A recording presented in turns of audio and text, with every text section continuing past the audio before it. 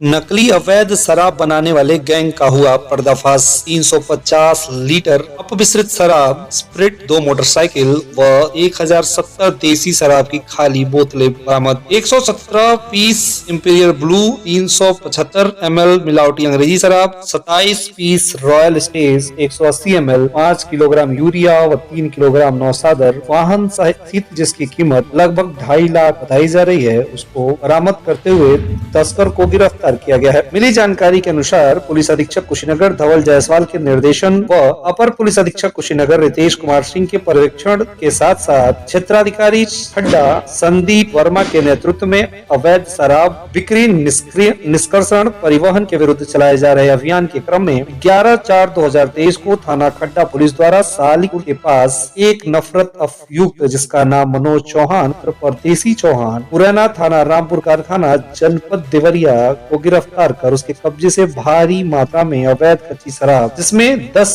Jerkin 10-10 litre के और 100 litre शराब प्लस 5 जर्किन 20-20 लीटर के कुल 100 लीटर, स्प्रिट 2 जर्किन में 5 50-50 लीटर प्रत्येक कुल 100 लीटर, इंपीरियल ब्लू 375 ml मिलावटी अंग्रेजी शराब, 117 पीस रॉयल स्टेज, 180 ml मिलावटी अवैध अंग्रेजी शराब, 27 पीस देसी शराब की खाली शीशी प्लास्टिक रैपर सहित कुल 1017 पीस यूरिया, 5 किलो नौसादर 3 किलो के साथ एक मोटरसाइकिल 125 सीसी एवं एक होंडा जिसका नंबर यूपी 52 BE 6103, एक बजाज पल्सर 125 सीसी जिसका नंबर यूपी 52 BE 8868 जिसकी कुल कीमत लगभग 2.5 लाख रुपए बताई जा रही है को बरामद किया गया। बरामदगी और गिरफ्तारी के आधार पर थाना अड्डा में मुकदमा संख्या 148/2023 धारा 60, 63 और 72 आबकारी अधिनियम 272 पंजीकृत कर अग्रिम विधिक कार्रवाई की जा रही है। इस पूरे कार्यक्रम में शामिल अभियुक्त जिसका नाम मनोज चौहान परदेसी चौहान,